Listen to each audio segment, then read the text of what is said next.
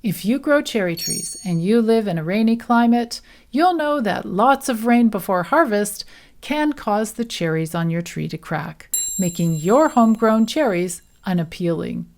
But it doesn't have to be that way. And in this video, we're going to explore how growers in rainy parts of Norway protect their cherry harvest.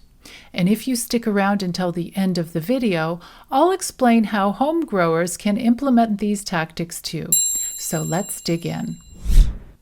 Our journey takes us to the picturesque fjordlands in Norway. And in this dramatic landscape, you can see orchards flourishing along the mountain slopes. Nestled in between majestic mountains and flowing rivers, these farms enjoy a microclimate that is absolutely perfect for various types of fruit trees, including cherries. And those trees also benefit from deep, rich soil that is the result of centuries of natural erosion. Natural forces like high winds will break down the rocks on the mountaintops. Then the rivers and streams carry those particles down into the lower areas around the fjords. The problem is that this part of Norway is also famous for having way too much rain. So, for instance, the city of Bergen is beautiful. It's located in western Norway, and it's considered by some to be the gateway to the fjordlands. But Bergen is one of the rainiest cities in Europe, with about 240 days of precipitation every year. So, how do Norwegian growers protect their cherry harvest from cracking as a result of all that abundant rain?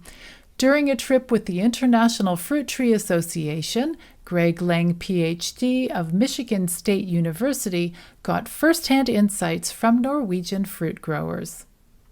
They get a tremendous amount of rain here, and so the cherry growers, we've learned that 100% of their orchards are covered for rain protection. Otherwise, they would be losing the crops to rain cracking too frequently to be profitable. Norwegian growers use various different types of covering systems, and each, of course, has its unique advantages. There are the simple and less expensive tent row covers, and those covers are put on the cherries just before harvest time, and this is a time when the cherries are most vulnerable to cracking. But then there are the more expensive high tunnels that safeguard the fruit throughout the growing season.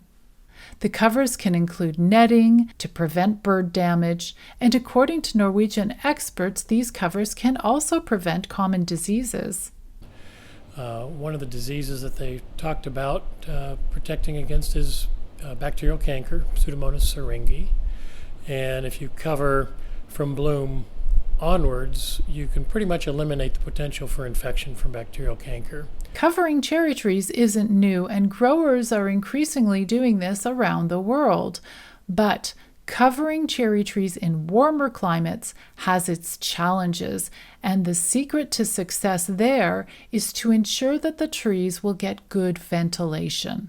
The high tunnels in most warm summer environments can get very hot. Here, because they're being grown on the fjord on very steep ground, you get a chimney effect, heat rising. So if the tunnels are open at the tops and the bottoms, you get movement of air through the tunnel. Plus it's Norway, it never gets all that incredibly hot here. I think the tunnel companies, we've said this for 15 years, they need to find a way to vent the tunnels in the top of the tunnel so that you're not capturing that hot air but allowing it to escape. High tunnels often can be pushed, the sides can be pushed up to increase some ventilation, but it's not the most optimal way to vent.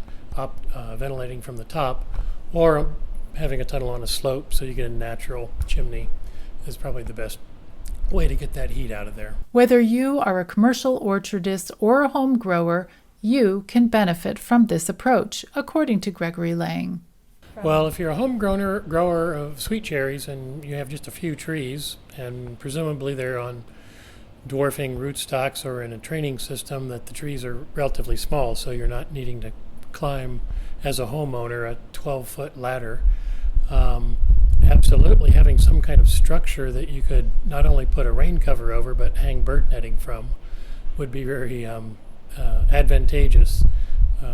One of the things we see with the high tunnels and some of these simple row covers are bird netting being draped over them because acreage here is very small, and so the birds don't have a lot of other choices for fruits at this time, so the bird predation can be quite significant. And that's a wrap to the Orchard People Guide to Protecting Cherry Trees from Cracking. If you want to say goodbye to cracked cherries, you can give those techniques a try. Don't forget to share your experiences in the comments below, and until next time, happy growing!